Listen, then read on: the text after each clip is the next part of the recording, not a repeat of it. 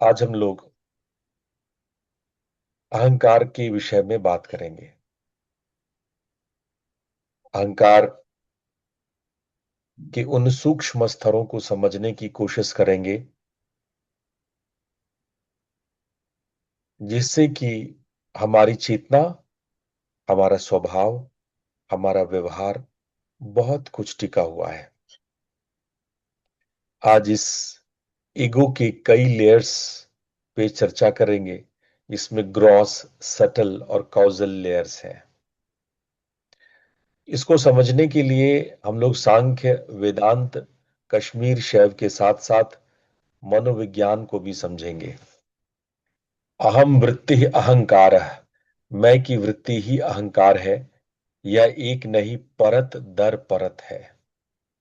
जब तक परतें नहीं जानी, मुक्ति असंभव है। ऐसा आदि गुरु शंकराचार्य कहते हैं। तो अहंकार एक साथ नहीं है, कई परतों में है, कई लेयर्स में है। आज इन लेयर्स को समझेंगे। सबसे पहले हम समझते हैं कि अहंकार क्या है। द नेचर ऑफ अहंकार। दो शब्द है, अहम और कार। कार प्रत्यय लगता है जब हम उसको नाउन फॉर्म में करते हैं, जब हम उसको कर्ता रूप में ले जाते हैं। शब्द है अहंग, वह शक्ति जो मैं हूं की अनुभूति को यह मैं हूं में बदल देती है, उसको अहंकार कहते हैं। यही बंधन का मूल है। होने के भाव को सबसे पहले तो है, जो अहंकार का सबसे प्योरेस्ट लेवल होता है उसको बोलते हैं अस्मिता। अस्मि, अस्मि से बना अस्मिता। अस्मि का मतलब होता हूं, और अहम का मतलब होता है मैं हूं। और जब अहंकार शब्द आ जाता है तो मैं यह हूं, अहम इदम। और यही अहम इदम बंधन का मूल है, ऐसा सांख्य कारिका के अनुभव के अनुसार है। अहम शब्द का मतलब है कि मैं प्योर, जो आप अपने एग्जिस्टेंस को फील करते हो, जो आप स्वयं हैं, वो आपका अहम है। यहां पर कोई दोष नहीं है। अहम अपने आप में कोई साइकोलॉजिकल कोई गलती या कोई मिस्टेक या कोई गलत विकृति नहीं है, कोई विकार नहीं है। अहं कब विकार बनता है? जब उसमें गुण आपस में टकराने लगते हैं। जब सत्व रजस में, रजस तमस में, तमस सत्व में आपस में मिलने लगता है, वो अभी चर्चा करेंगे। तो तीन लेयर्स हैं। स्थूल, जब हम अहंग अपने शरीर को ही स्वयं मान लेते हैं, वो स्थूल अहंकार है जो नॉर्मली हम सब में है। सूक्ष्म, जब हम भावनाओं, विचार, विश्वास से अपनी पहचान करते हैं। और कारण अहंकार वो है जब आप अपने बीज संस्कार को, अपने प्रारब्ध को, अपने विज्ञानमय कोश को, अज्ञान में के मूल को पहचानते हैं। ये सूक्ष्म है। तो अहंकार, जब आप मैं शब्द का उच्चारण करते हैं तो अपने आप तुम शब्द भी निकल आता है उसमें। जैसे ही आप अहम बोलते हैं, इसका मतलब मेरे अलावे कोई दूसरा भी है। जरा सोच के देखिए गहराई में। जैसे ही आपने अहम बोला होगा, चेतना के उस शुरुआती पड़ाव में, जब आपने अहम शब्द अपने लिए इस्तेमाल किया होगा तो कोई ना कोई पराया हुआ होगा। अगर कोई मैं है तो कोई पराया भी है, कोई पर भी है, कोई दूसरा भी है।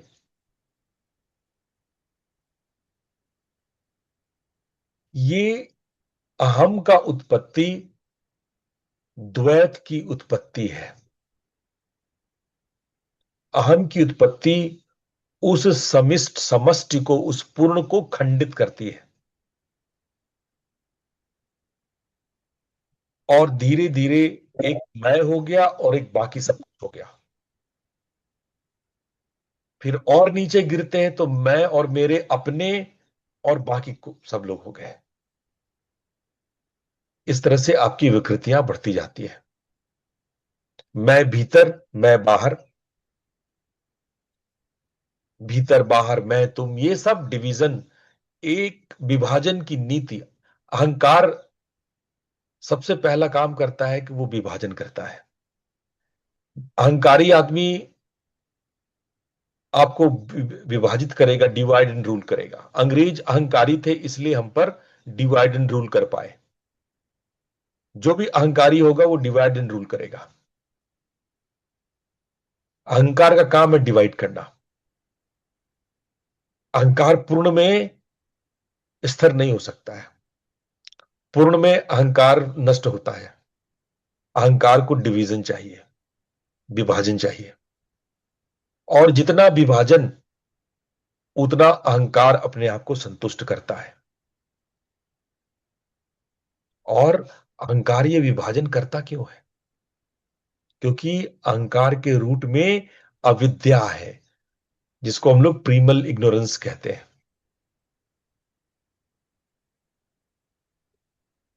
सबसे पहला जो अविद्या है, जो भूल है, जो विद्या न होना है, जो जो भ्रम है, जो मिस्टेक है, जो वृत्ति है, जो कृति है, वो ये कि मैं बॉडी हूं, मन हूं, मैं प्राण हूं।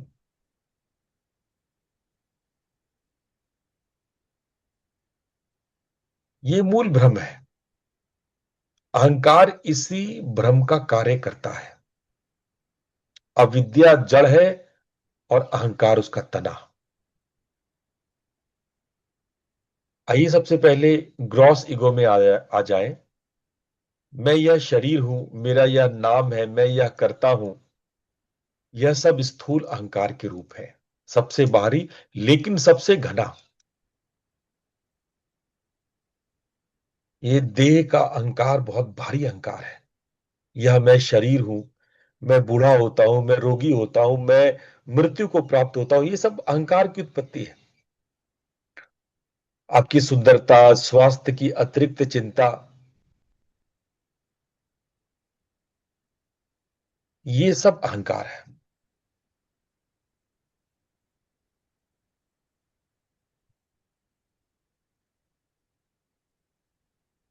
और दूसरा अहंकार होता है आपकी आइडेंटिटी का।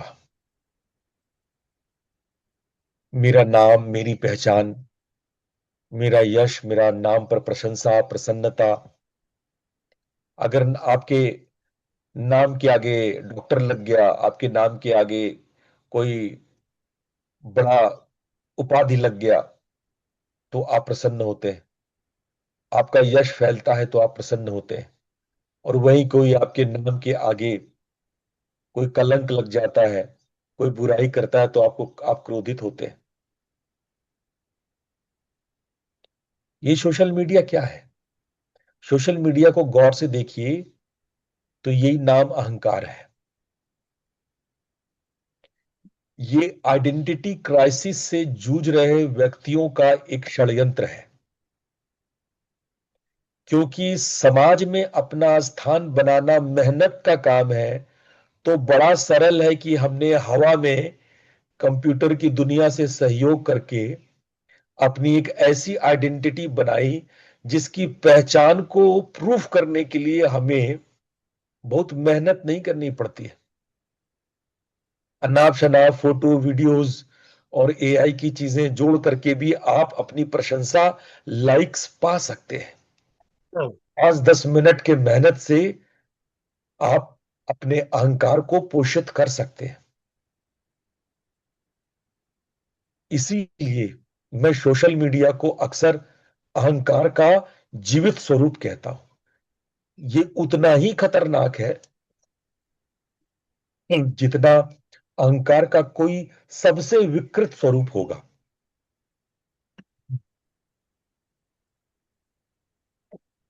आपकी केवल नेम आइडेंटिटी नहीं है। आप अपने रोल, अपनी भूमिका में भी अपनी आइडेंटिटी को बनाते हैं। जैसे मैं ये हूं, मैं प्रोफेसर हूं, मैं इंजीनियर हूं, मैं डायरेक्टर हूं, मैं मैनेजर हूं। और ये सब उपाधियां तो समाज की दी हुई है, कई बार छिन जाती है। भूमिका छूटते ही आपको आइडेंटिटी क्राइसिस होने लगता है। आप देखते हैं जो लोग रिटायरमेंट करते हैं उनका रिटायरमेंट ट्रॉमा हो जाता है। रिटायरमेंट तो उत्सव का विषय था। रिटायरमेंट की तो पार्टी होनी चाहिए। रिटायरमेंट के बाद तो आपको एक बड़े अभियान से मुक्ति का आनंद लेना चाहिए। लेकिन साइकोलॉजी में एक टर्म है, रिटायरमेंट ट्रॉमा। बहुत लोग ट्रॉमा में चले जाते हैं, उनकी आइडेंटिटी खो जाती है। वो रिटायरमेंट के बाद फिर कोई दूसरा काम ढूंढने लगते हैं। कि पहले तो चार लोग पूछने वाले थे, डॉक्टर साहब, डॉक्टर साहब। जब जॉब में थे तो जी सर, हाँ सर। अब कोई पूछ नहीं रहा तो आपके अंदर एक क्राइसिस जन्म लेने लगती है। अब मैं कौन हूं? अब मेरी पहचान क्या है? और आप अपनी पहचान बनाने के लिए तड़पने तरसने लगते हैं।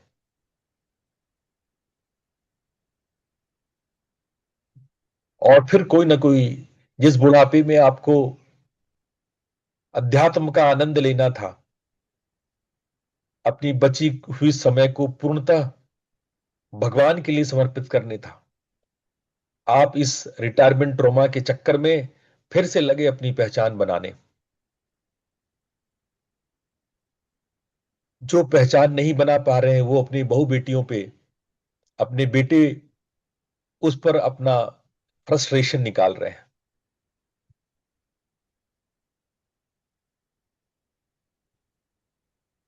कभी कभी आपका संपत्ति, पोजीशन आपकी आइडेंटिटी क्रिएट करती है।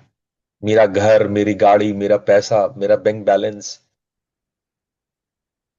और जब ये लॉस होता है तो आपको लगता है कि लॉस ऑफ पोजीशन है, लॉस ऑफ सेल्फ है। आपने एलआईसी कर लिया, कई प्रकार के सिक्योरिटी ऑफ मनी के आपने तिकड़म लगाए हैं। न जाने कितने कितने कितने सिक्योरिटी मनी आपने फिक्स किए हैं। कभी म्यूचुअल फंडिंग में, तो कभी एफडी में, तो कभी नाना प्रकार के और तरीके से। ये क्या शो करता है? ये पोजीशन आइडेंटिटी, एक संपत्ति अहंकार को शो करता है। कम से कम मैं करोड़पति तो हूं, कम से कम लाखों मेरे बैंक में तो जमा है। ये आपके अहंकार को, आपके अस्तित्व को बनाता है। लगता है कि हाँ मैं हूं, क्योंकि मेरे पास लाखों जमा है। ये लाखों जमा होना आपके होने को और मजबूत करता है और कहता है कि हाँ, अब मैं हूं।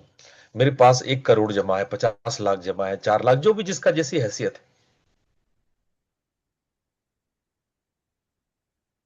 एक और निकृष्ट अहंकार होता है, उसको कहते हैं क्लेन या कास्ट आइडेंटिटी। मैं ब्राह्मण हूं, मैं क्षत्रिय हूं, मैं फलाना हूं, मैं इस परिवार से हूं, इस खानदान से हूं। मैं जो हूं, बिल्कुल।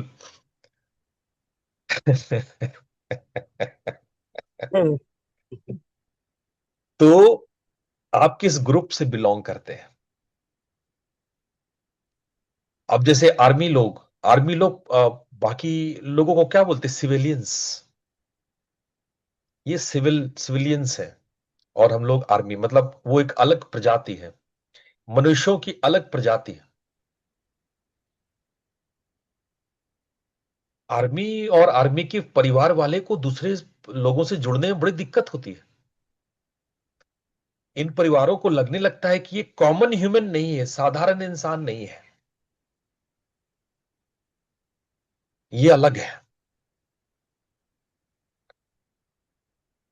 आप कोई भी ग्रुप ले लो, जो गिरु पहनने वाले सन्यासी हैं। इनको एक मिथ्या अहंकार होता है कि मैं अलग हूं, मैं बाकियों से अलग हूं। कोई भी आदमी किसी भी ग्रुप को बिलोंग करता हो, ये ग्रुप ईगो सबसे डेंजरस है।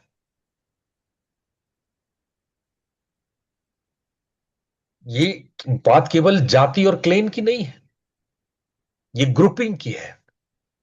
ये ग्रुपिंग ही सामंतवाद पैदा करता है।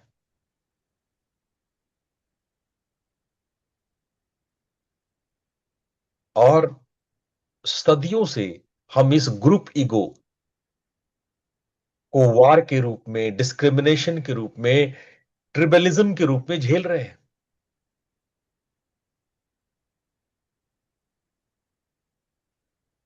एक और अहंकार होती है, उसको कहते हैं अचीवमेंट आइडेंटिटी ईगो। जब आपको कोई उपलब्धि होती है, जैसे मेरी डिग्रीज, मेरे अवार्ड्स, मेरी सफलता, मैंने ये पा लिया, मैंने वो पा लिया, मैं विदेश घूम लिया, मैंने ये कर लिया, मैंने वो कर लिया, आपके जो कृत्य हैं, आपके जो अचीवमेंट्स हैं, वो आपकी आइडेंटिटी बना रही है। तो कुल मिला के ये 6 आइडेंटिटीज आप अपने भीतर रखते हैं। अपने शरीर की अहंग की आइडेंटिटी, अपने नाम की आइडेंटिटी, रोल की आइडेंटिटी, पोजीशन की, क्लेम की, और अचीवमेंट की। और ये सब मिल करके आपका एक अहंकार निर्मित करता है। और जब ये अहंकार आप निर्मित करता है, तो एक खतरनाक मानसिक वृत्तियों के आप संवाहक बन जाते हैं। आइए सटल ईगो की बात करते हैं। अभी तो ग्रॉस, ये सारे ग्रॉस ईगो थे। सटल लेवल पे ईगो कहां पे होता है? सूक्ष्म अहंकार हुआ है जो विचार, भावना और विश्वास से पहचानता है। वो दिखता नहीं है, पर चलाता बहुत कुछ है। अब इमोशनल आइडेंटिटी आइडेंटिटी भावनात्मक अहंकार, मैं बहुत सेंसिटिव हूं, मेरी फीलिंग्स सबसे इंपॉर्टेंट है। इमोशन से ओवर आइडेंटिफिकेशन। और ऐसे में आप कई प्रकार के ड्रामा करते हो, आप कई प्रकार के विक्टिम हुड खेलते हो, विक्टिम विक्टिम खेलते हो। ये भावनात्मक अहंकार है। आप अपने सेंसिटिवनेस का जो विक्टिम ड्रामा खेलते हो, ये आपके अहंकार को साबित करता है। और करते हो आप जरा ध्यान देना। आप आत्मचिंतन करो। मैं जो जो बातें इस मंच से पिछले 2 सप्ताह से बोल रहा हूं, ये सब के सब आपके अंदर घटता है। आप चिंतन करो। मैं आपको चिंतन करने के लिए मोटिवेट कर रहा हूं, प्रेरित कर रहा हूं। आप विचार करो, ऐसा होता है कि नहीं होता है। आपके भीतर वैचारिक अहंकार है। जब आप अपने आइडियोलॉजी को सही मानते हो, अपने उस पंथ को, जिस पंथ को आप आस्था रखते हो, उसी को सही मानते हो। कई लोग पॉलिटिकल विचारधारा से जुड़े होते हैं, उसी पॉलिटिकल पार्टी को सही मानते हैं, उसी से अपना आइडेंटिफिकेशन करते हैं।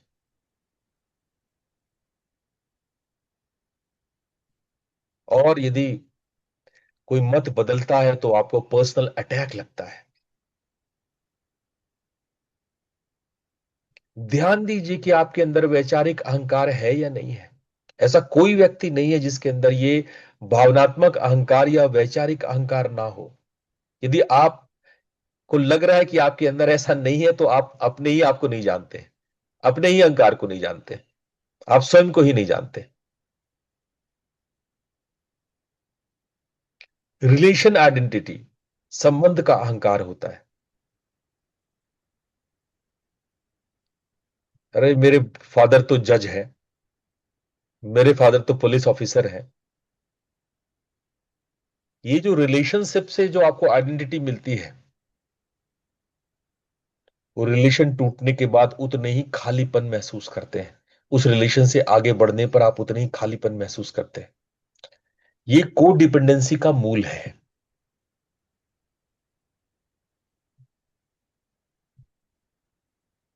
मेरे 5 बेटे हैं, मेरे 7 बेटे हैं, मेरे इतने बेटे बेटियां हैं, मेरे बच्चे बड़े बड़े बड़े पोस्ट पे हैं। ये सब संबंध अहंकार है। स्मृति अहंकार, स्मृति अहंकार में वो बहुत सारे अचीवमेंट्स, या कोई पास्ट में कोई हर्ट हो गए हो, या कोई ग्रीवांसेस है आपकी, कोई भी पास्ट का जो स्टोरी है उससे, उस मेमोरी से आप जुड़ जाते हैं। चाहे वो पॉजिटिव हो, नेगेटिव हो, डिस्ट्रक्टिव हो, कंस्ट्रक्टिव हो। वो जो मेमोरी, वो जो स्टोरीज, वो जो कहानियां जो आपके साथ जुड़ी हुई है, वो भी आपकी आइडेंटिटी बनाती है। हमने पिछले दिनों चर्चा में देखा कि कैसे हमारा बचपन, कैसे हमारे जीवन की कुछ खास अवधारणाएं बना देती है। तो ये भी हमारी आइडेंटिटी है, जिसको स्मृति अहंकार कहते हैं। ये चारों मिलकर के सटल अहंकार को क्रिएट करता है। और इसके अलावे भी एक और लेयर है, जिसको हम लोग बोलते हैं कारण अहंकार, कौशली को। कारण अहंकार एक ऐसा बीज है, अहंकार का वो बीज है जो बहुत गहरे आपके भीतर में है। हम कह सकते हैं कि रूट ऑफ ऑल कंडीशनिंग्स, आपके सभी परिस्थितियों का वो जनक है, वो रूट है।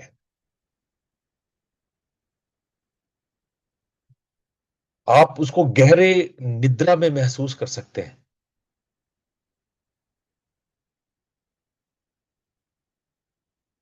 और यही संसार चक्र का बीज है।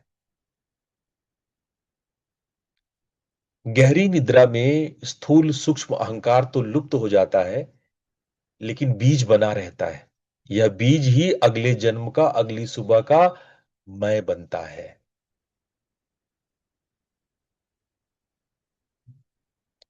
इसी को हम लोग बीज वासना या सीड इंप्रेशन कहते हैं। इसीलिए योग सूत्र में जो सबसे ऊंची समाधि है, सबसे हाईएस्ट समाधि, इसको कहा गया निर्बीज समाधि। बीज ही जल गया, निर्बीज हो गए। ये बीज ही कारण था।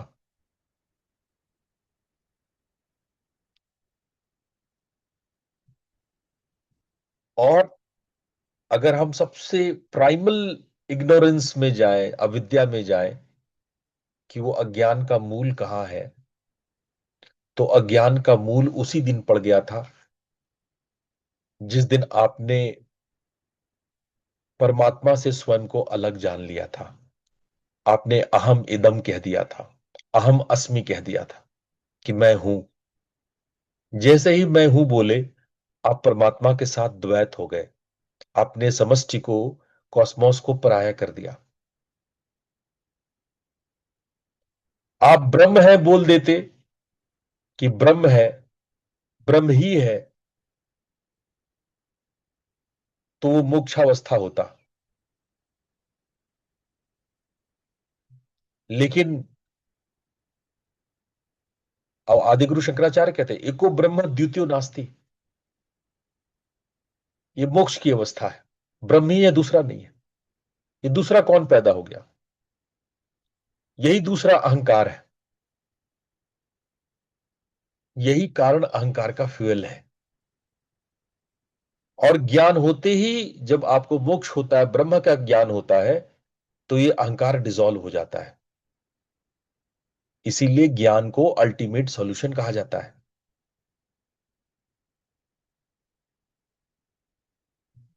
ये जो कॉजल ईगो है, ये जब आनंदमय कोश में आप उतरते हैं, तब धीरे धीरे धीरे डिसॉल्व होता है। आप किसी सुषुप्ति अवस्था में, जब आप गहरे अनकॉन्शियस नींद में होते हैं, तब भी कई बार इस कौजल ईगो को अनुभव कर लेते हैं। पर इसका पता ही आपको नहीं चलता है। आप उस वक्त अनकॉन्शियस होते हैं, तो आपको इस बात का सुबह उठते ही भूल जाते हैं आप।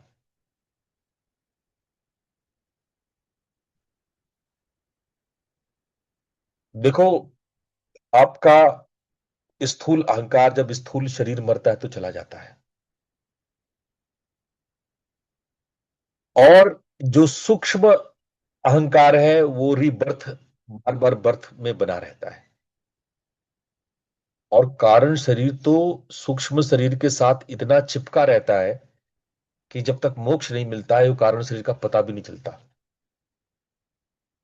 समाधियों में ही कारण शरीर का पता लगता है।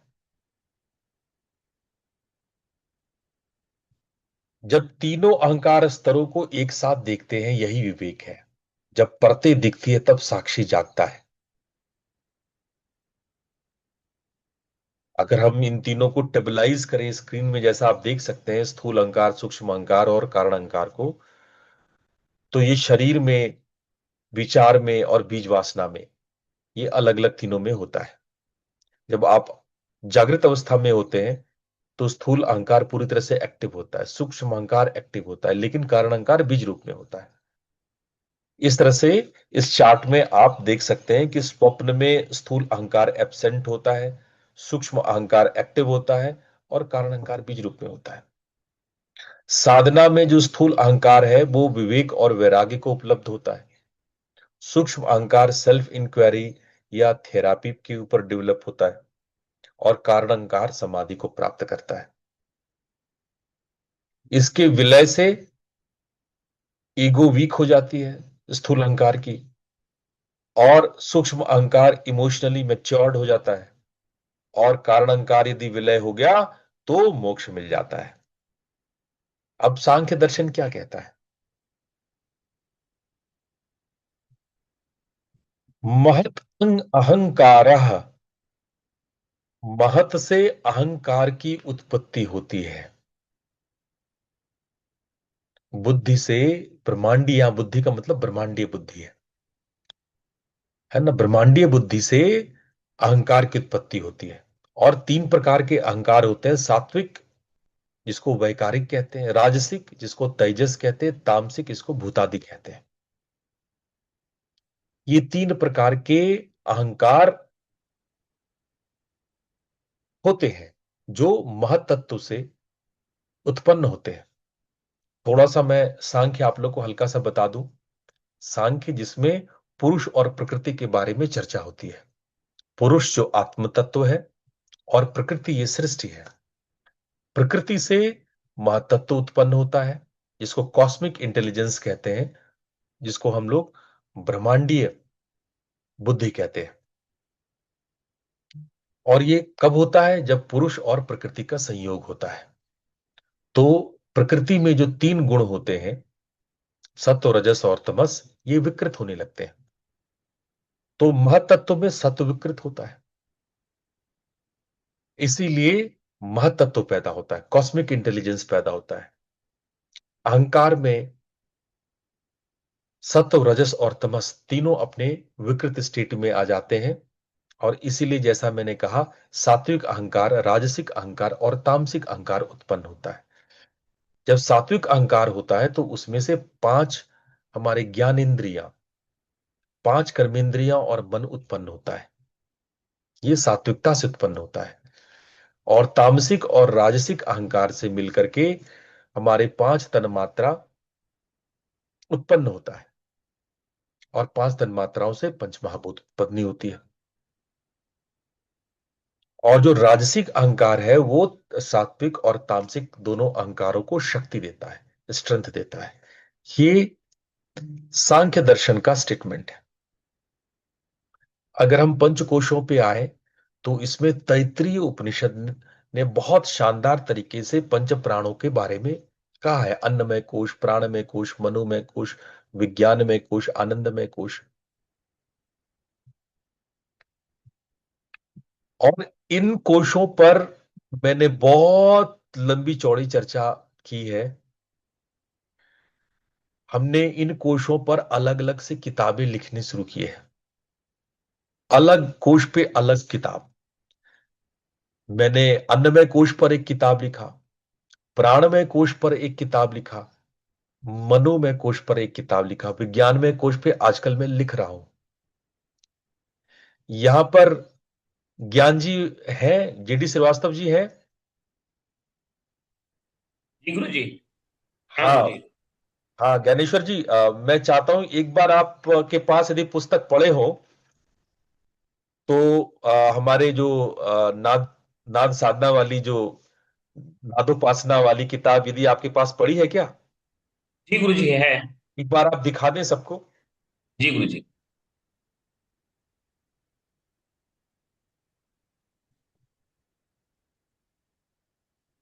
मैं चाहता हूं कि आप लोग इसको एक बार देखें कि किस प्रकार से मैंने जब पुस्तक लिखी, ये जो पुस्तक आपके सामने है, द पाथ ऑफ नादा, तो इसमें मैंने पंच तत्वों की बातें की थी, जो हमारे अंदर में पृथ्वी तत्व, जल तत्व, वायु तत्व, अग्नि तत्व वगैरह की बातें की थी। इस किताब को भी आप लोग जरूर पढ़िए। अच्छा, एक और बात इस किताब के बारे में, इस पर हमारी टीम वीडियोस बना रही है रोज रोज, और इसके हर अलग अलग टॉपिक पर रील्स आ रहे हैं। तो वो वीडियो और रील्स आप जरूर देखिए। आप इस बुक को ज्यादा बेहतर समझ पाएंगे, ज्यादा गहराई में समझ पाएंगे। और ये रील्स आपके सोशल मीडिया में लगातार आ रहे हैं, तो इस रील्स को भी आप लोग जरूर देखिए, जरूर उसमें आपको समझ में आएगा कि हाँ, इस किताब के बेसिक्स में क्या है। हाँ श्रीवास्तव जी, आप बता रहे थे, आप प्लीज दिखाएं जरा तीनों कोशों की। हाँ गुरु जी, ये पहला सोपान है। हम्म। रुकिए, मैं आपको एक बार स्पॉटलाइट, हाँ ये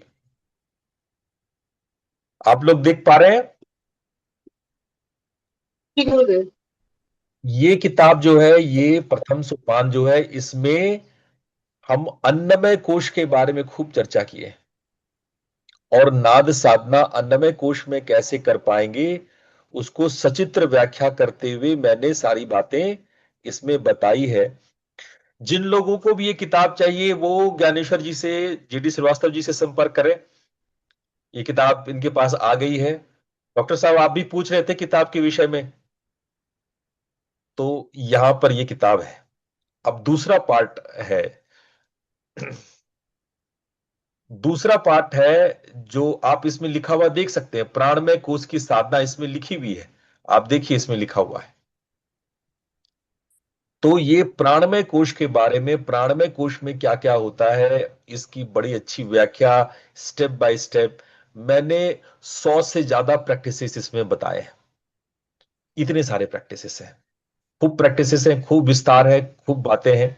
आप इसको पढ़िए, मनन कीजिए। और इसमें नाद, दुर्लभ नाद सूत्रों का वर्णन है। और तीसरी किताब जो है वो, ये देखिए, मनोमय कोश में लिखा हुआ है। आप नीचे यहां स्क्रीन में पढ़ सकते हैं, मनोमय कोश। मनोमय कोश का मैंने बहुत विस्तार से, डिटेल में मैंने वर्णन किया है, और ये नाद साधना कैसे इसमें कर सकते हैं। तो ये डिटेल्ड आप लोग को इसमें आप लोग को मिलेगा। और ये किताब आप जल्दी से जल्दी मंगवाइए, इस किताब को भी पढ़िए। इस किताब में भी आप लोगों को पंच तत्वों का ज्ञान मिलेगा। धन्यवाद ज्ञानेश्वर जी। तो मैं आप लोग को बता रहा था, ये किताब बिल्कुल मिल सकती है आप लोगों को, और आप श्रीवास्तव जी से संपर्क करें। श्रीवास्तव जी आपको ये किताब दिलवा देंगे। श्रीवास्तव जी, आप एक बार चैट में अपना फोन नंबर लिख दें। और ये बुक हिंदी में ही है। अर्जुन साहब, आप अगर लेना चाहें तो ये बुक हिंदी में उपलब्ध है ना? हम केवल इंग्लिश में एक ही किताब अभी आपके सामने, बाकी तीनों किताब हिंदी में ही है। नादोपासना की तीनों, अन्नमय, प्राणमय और मनोमय, तीनों हिंदी में ही है, निश्चिंत रहो। तो चैट पे श्रीवास्तव जी का नाम लिखा हुआ है, और आप इसके इनसे कांटेक्ट करके ये जरूर से इसको स्टडी करें, जरूर से इसको देखें, जरूर जरूर से इसको अध्ययन करें। तो आइए हम अब वापस, आपको स्क्रीन दिख रहा है? हाँ। तो हमने कहा कि पंच कोशों में आपको अन्नमय कोश, जो आपका फिजिकल ग्रॉस फिजिकल बॉडी है, इस स्तर पर कुछ साधनाएं हैं। प्राणमय कोश जो आपका वाइटल या एनर्जी बॉडी है, जो आपकी प्राण शक्ति से बना है। मनोमय कोश जो आपका मेंटल बॉडी है, विचार भावना और स्मृति से बना है। ये सूक्ष्म अहंकार का मूल घर है। विज्ञानमय कोश ये भी सूक्ष्म अहंकार का ही कोश है। और आनंदमय कोश ये काउजल बॉडी है, ये कारण अहंकार का केंद्र है। ये जो तीन अवस्थाएं हैं, स्थूल सूक्ष्म और कारण, ये शरीर की अवस्थाएं हैं, याद रखना। मांडुक्य उपनिषद में इसको विश्व, तेजस और प्राज्ञ कहा गया। स्थूल को विश्व कहा गया, सूक्ष्म को तेजस कहा गया और कारण को प्राज्ञ कहा गया। और ये तीनों स्टेट में अलग अलग फॉर्मेट में आपके अहंकार है।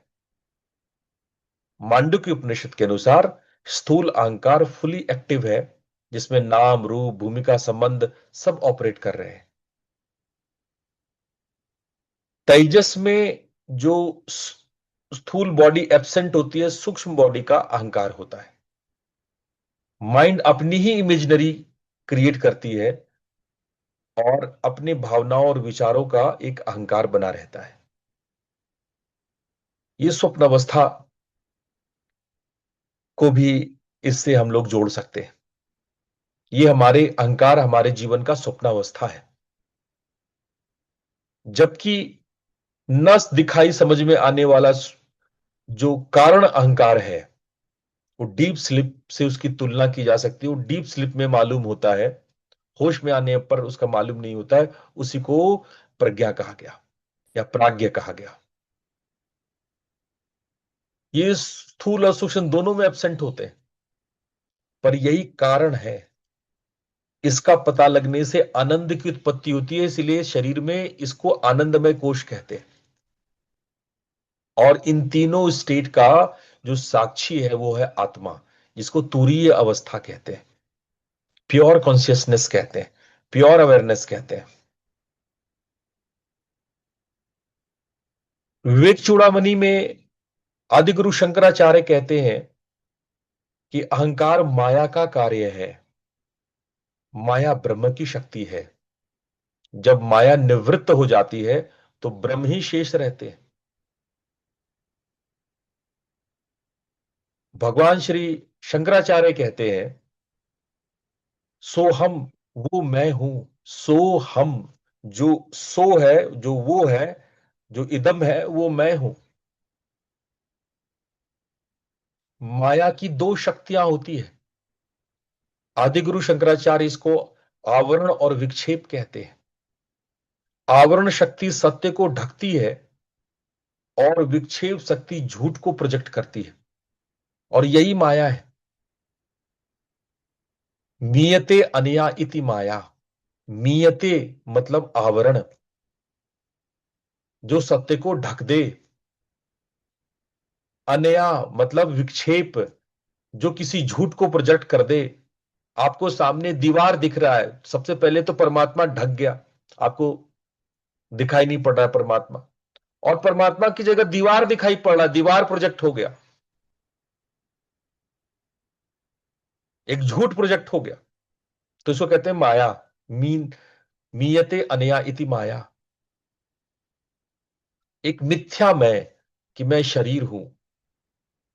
जैसे आप किसी इस रस्सी को सांप देख लें, आदिगुरु शंकराचार्य कहते हैं, उस भूल और उस भ्रम में हम जब रस्सी को संध्या में सांप देख लेते हैं, उसी प्रकार से आप भूल भ्रम से इस शरीर को आप स्वयं समझ लिए कि आप हैं।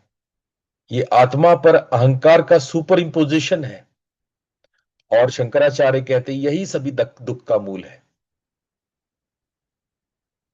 तो क्या है जो स्थिर है, तटस्थ है, जो नित्य है, जो परमानेंट है, वो है ब्रह्म। इन सब शरीर मन के अहंकार से दूर, जो विवेक की परतों में, जो विवेक से समझ में आता है।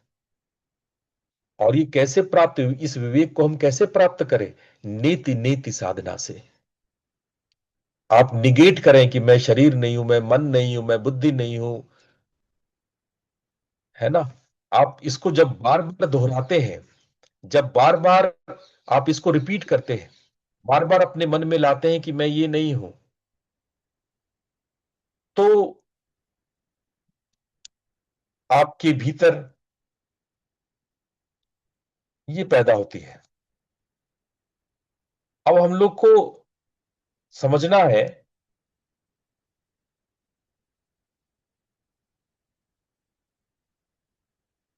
कि मोक्ष, लिबरेशन, ये कैसे संभव है। अहंकार का जो सबसे सूक्ष्म पहलू है, वो इसी से आपको मुक्ति दिलाता है। जैसे ही आप अहंकार से मुक्त होते हैं, आप फ्री हो जाते हैं।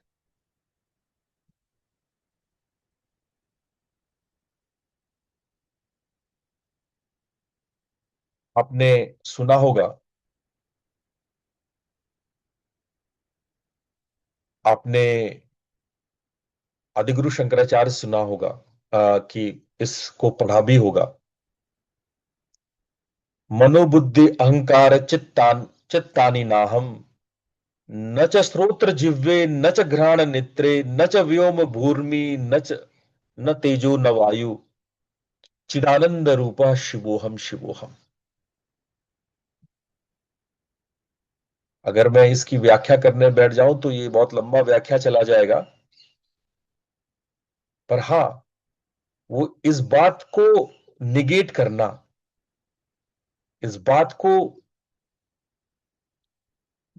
ये कहना कि मैं यही नहीं हूं, नेति नेति न इति, मैं यहीं पे खत्म नहीं हो रहा हूं, मैं और आगे भी हूं।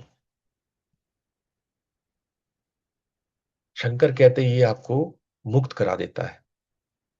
दे रहे पर अहंकार ना रहे, मन रहे पर सूक्ष्म अहंकार ना रहे, आनंद में है पर बीज ना रहे, यही जीवन मुक्ति है।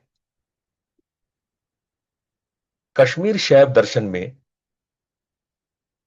इसी को आणव मल, मायी मल और कार्म मल के रूप में बताया गया है।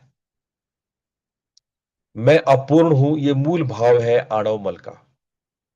मैं अलग हूं, जगत अलग है, ये जो भेद बुद्धि है, ये मायी मल है। अच्छे बुरे कर्मों के संस्कार मैंने यह किया, ये एक्शन ईगो ही कार्ममल है। और काश्मीर शैव का प्रतिविज्ञान दर्शन नाना प्रकार के आणवोपाय, शाक्तोपाय, शांभवोपाय द्वारा आपके भीतर के उस सत्य को, जो शिव है और जो सुंदर है, उसको आपके भीतर में उत्पन्न करता है। इसके अलावे और भी बहुत सारे लोगों ने, जैसे फ्रायड ने, जुंग ने अपने अपने सिद्धांत दिए। ईद ईगो सुपर ईगो का सिद्धांत देने वाले फ्रॉयड ने भी अहंकार के गहनतम स्थितियों को समझने की कोशिश की। उनकी समझ भी हमारे जागृत स्वप्न सुसुप्ति जैसी ही थी। वहीं जुंग ने भी ईगो को कॉन्शियस माइंड के रूप में समझने की कोशिश की। एक शैडो साइकोलॉजी डेवलप किया गया, जो हमारे भीतरतम अनकॉन्शियस माइंड का देन है। नार्सिसिज्म का सिद्धांत डेवलप हुआ। हम लोग कहते हैं ना, ये बहुत नार्सिस्ट है, नार्सिसिज्म। ये जो अपने खुद की बड़ाई, प्रशंसा होना कि मैं सर्वश्रेष्ठ हूं, ये कहीं ना कहीं नार्सिज्म फिलॉसफी को उत्पन्न करता है। आपके ईगो कुछ हद तक साधना के लिए चाहिए। स्पिरिचुअल पाथ के लिए हेल्दी ईगो की आवश्यकता है। ये कहीं ना कहीं आपको स्ट्रेंथन करता है, आपको ट्रांसेंडेंट कर सकता है। लेकिन ईगो जब हेल्दी ना हो तो ये खतरनाक रूप ले सकता है। और मैस्लो, ग्रॉफ और विल्बर ने इसी सिद्धांत को बहुत डिटेल में ट्रांसपर्सनल साइकोलॉजी में डेवलप बताने की कोशिश किया कि हम beyond self actualization, self transcendence, holotropic states क्या होते हैं, हमारे भीतर कॉन्शियसनेस के अलग अलग स्पेक्ट्रम कौन से हैं। अच्छा, आध्यात्मिक अहंकार भी होता है। Spiritual ego is the ego wearing the subtle clothes, spiritual clothes. It is the last finest and most difficult well.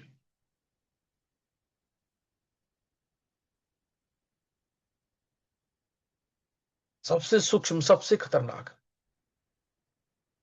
आपको लगने लगता है मैं साधु हूं, मैं गुरु हूं, मैं ये जानता हूं, मुझे इसका अनुभव हुआ, मुझे ये सिद्धि है, मेरा मार्ग श्रेष्ठ है। और ऐसे में आप धीरे धीरे सत्य को बाईपास करने लगते हैं। आप अपने रिकॉग्निशन, अपने आइडेंटिटी आपके शत्रु बन जाती है। तो विवेक और वैराग्य से आप अपने स्थूल अहंकार का विलय करें। पहले स्थूल अहंकार का विलय होता है, फिर सूक्ष्म का, फिर कारण का। रमण महर्षि कहते हैं यही लय क्रम है। प्रत्येक विलय के बाद एक नया आकाश खुलता है। तो स्थूल अहंकार को अपने वैराग्य और विवेक से दूर करें, सूक्ष्म अहंकार को सेल्फ इंक्वायरी और मेडिटेशन से दूर करें। कारण अहंकार तो आपकी डीप समाधि से ही जाएगा, जब आपके भीतर प्रतिविज्ञान उत्पन्न होगा, आपके भीतर में ऋतंभरा प्रज्ञान उत्पन्न होगा, तब जाकर के ये कारण अहंकार जाएगा। तब जाकर के आप तुरीय में विश्राम कर पाओगे। आदिगुरु शंकराचार्य के विचार से अगर आप नीति नीति साधना भी करते हैं, मैं ये नहीं हूं, मैं वो नहीं हूं, सब माया है, स्थूल को पहचान छोड़ते हो कि मैं शरीर नहीं हूं, भावना की पहचान छोड़ते हो कि मैं मन नहीं हूं, बुद्धि की पहचान छोड़ते हो कि मैं बुद्धि नहीं हूं, आनंद की पहचान छोड़ते हो कि मैं आनंद भी नहीं हूं, तो जो शेष बचता है वही तुम हो। यही आदिगुरु शंकराचार्य का वेदांत है। आप साक्षी भाव डेवलप करके भी अपने अहंकार को दूर कर सकते हैं। जब आप स्थूल अहंकार को देख सकते हो तो तुम स्थूल नहीं होते हो, तुम सूक्ष्म हो जाते हो। जब तुम सूक्ष्म अहंकार को देख सकते हो तो तुम सूक्ष्म नहीं, कारण हो जाते हो। तो पहले सूक्ष्म अहंकार को देखो, अवेयर हो, साक्षी बनो, एक दृष्टा, एक विटनेस की तरह उसको देखो, फिर सूक्ष्म अहंकार को, फिर कारण अहंकार को। और उस साक्षी में जब आप विश्रांत तो हो जाओगे, उसी में स्थिर हो जाओगे, तब आपको समझ में आएगा कि हु एम आई।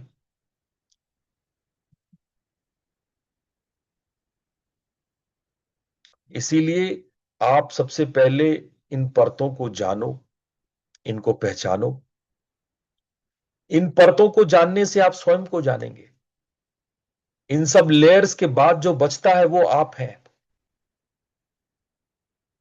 इसीलिए पहले स्थूल को पहचानना, फिर सूक्ष्म को पहचानना, फिर आपका कारण जगेगा। जब बीज वासना नष्ट होगा तब आप तुरीय में ठहर जाएंगे, और यही समाधि है। एको देवा सर्वभूतेषु गूढ़ा, एको देवा सर्वभूतेषु गूढ़ा। वह एक देव सबके भीतर छिपा है। जब स्थूल, सूक्ष्म और कारण तीनों अहंकार गिर जाते हैं, शेष जो रहता है वही ब्रह्म है, वही तुम हो। इसी को आदिगुरु शंकराचार्य ने उपनिषदों के व्याख्यान में कहा, त्वत्म तत्त्वमसि। ये उद्दालक अपने शिष्य, अपने गुरु के बीच के संवाद, इस उपनिषद को हम कभी फिर बताएंगे। श्वेत केतु और उद्दालक के बीच का संवाद है तत्वमसि। तो आज इस सत्र में हमने अहंकार को लिया और अहंकार के भारतीय दर्शन के एस्पेक्ट को प्रधान रखते हुए आपको अहंकार के गूढ़ अर्थों को समझाने की कोशिश की। उम्मीद करते हैं कि आप लोग को अहंकार थोड़ा बेहतर समझ में आया होगा, थोड़ा ज्यादा आप समझ जान पाए होंगे। यदि आप चाहते हैं कि मैं इसके अहंकार को वेस्टर्न फिलॉसफी से भी समझाऊं, कार्ल जुंग या फिर दूसरे बड़े जो साइकोलॉजिस्ट हुए उनकी नजरों से, अगर आप चाहते हैं कि मैं फ्रॉइड समझाऊं, मैं शैडो साइकोलॉजी समझाऊं, मैं नार्सिसिज्म समझाऊं, अगर आप चाहते हैं कि मैं मैस्लो के लॉ को समझाऊं, ग्रोफ को समझाऊं, विल्बर को समझाऊं, तो मैं किसी दिन किसी और सत्र में समझा पाऊंगा। आज आप इस भारतीय दर्शन का आनंद लिए, आपने अहंकार को गहराई में समझा। इन सब के लिए आप सबका बहुत बहुत हृदय से धन्यवाद। कल सुबह का कार्यक्रम 7 बजे से होगा, कल संडे है, और 7 बजे आप सब लोग जरूर आए। आप लोग वो परीक्षा के लिए तैयार रहें जो आज का टेस्ट मैं कल लेने वाला हूं। आप सब लोगों का बहुत बहुत धन्यवाद। प्रणाम। हाँ, धन्यवाद गुरुजी। प्रणाम प्रणाम गुरु जी। गुरुजी। प्रणाम गुरु जी, धन्यवाद। प्रणाम गुरुजी।